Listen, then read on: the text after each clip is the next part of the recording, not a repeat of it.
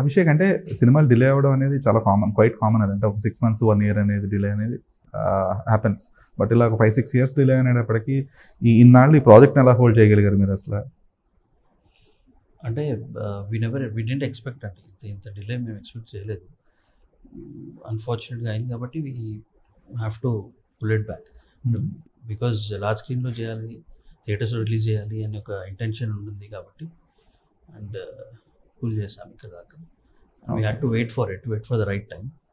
And ఇప్పుడు I think we got the proper channels and all that. ఇప్పుడు we are pulling it to the theatres.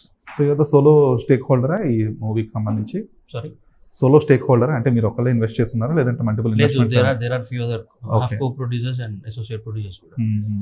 మరి వాళ్ళందరినీ ఎలా manage చేయగలిగారు? అదే luckily they are also very cooperative. అంటే they were stick to my word and wait చేశారు. What we were planning for అన్నిటికీ cooperate చేస్తున్నారు కాబట్టి వీ కుడ్ ఏబుల్